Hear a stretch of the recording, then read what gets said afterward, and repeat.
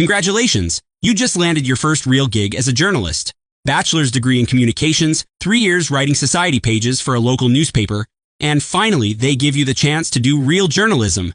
They assign you to the police beat. Nothing dangerous, your editor says. Just common homicides, robberies, that kind of thing. You make 8,500 pesos a month. Barely enough for rent and beans. But you're 26 years old and you believe the truth matters. You still believe in journalism.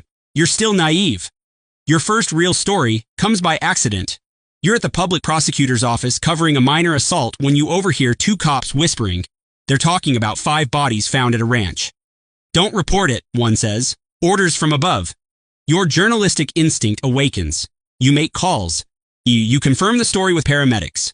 You write 800 words about the massacre nobody else is covering. Your editor publishes it on page 3. Nothing major, just the facts. 2 days later, a guy sits down next to you at the coffee shop where you work on your laptop. You didn't see him come in. I read your piece, he says. Casual outfit, but wearing 15,000 peso boots. It was good, but incomplete. Those 5 were lookouts who didn't pay their quota. In case you want the full context for your next article. He leaves a USB drive on the table and walks away. Didn't touch his coffee. You get to your apartment. You insert the USB with trembling hands.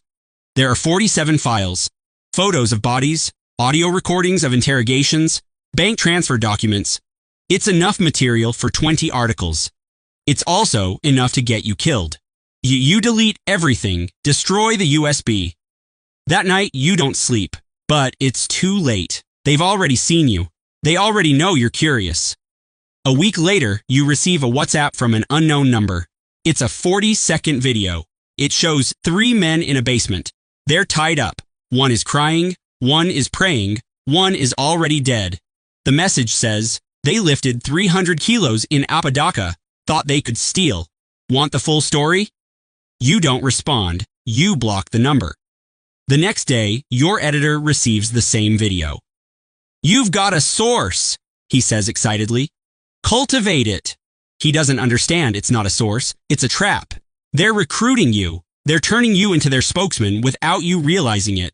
You decide to investigate on your own. You start with old cases. Journalists who disappeared 5 years ago, 10 years ago.